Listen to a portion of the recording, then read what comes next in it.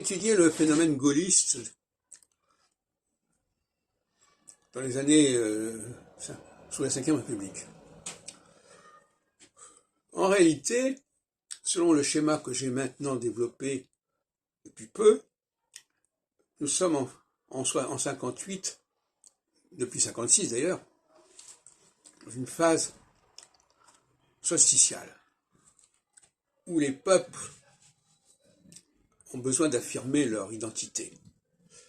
C'est le cas de la Tunisie, de Bourguiba, c'est le cas du Maroc, c'est le cas d'Algérie, etc. Et c'est le cas de la France.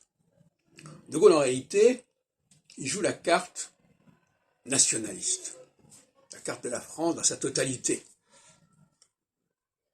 Et il veut évacuer les élites politiques, les partis politiques. Et le gaullisme se construit sur ce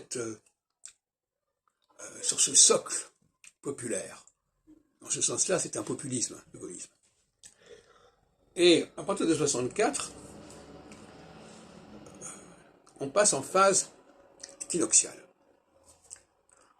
Et à ce moment-là, on sait que ça va mal se terminer pour De Gaulle, puisqu'en 69, son référendum n'a pas la majorité, et il va démissionner tout de suite après, pour décéder d'ailleurs l'année suivante, en 70.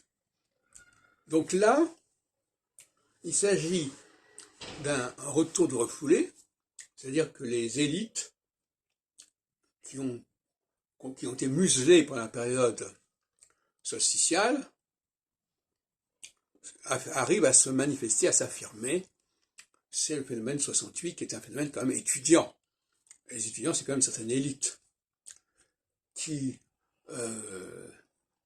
s'oppose quelque part au populisme gaullien.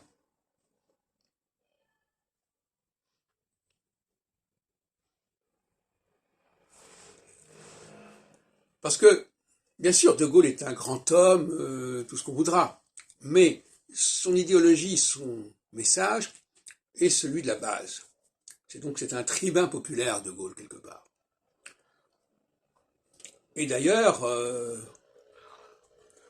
le fait qu'il lance un référendum en 61 sur l'Algérie et qu'il laisse le peuple algérien décider, ça montre bien quelle est sa mentalité. Et en 69, les temps ont changé. Parce que on est passé d'une phase solsticiale à une phase équinoxiale. Et à ce moment-là, d'ailleurs, qu'est-ce qu'il voulait faire? Il voulait plus ou moins supprimer le Sénat, donc supprimer aussi une forme d'élite politique.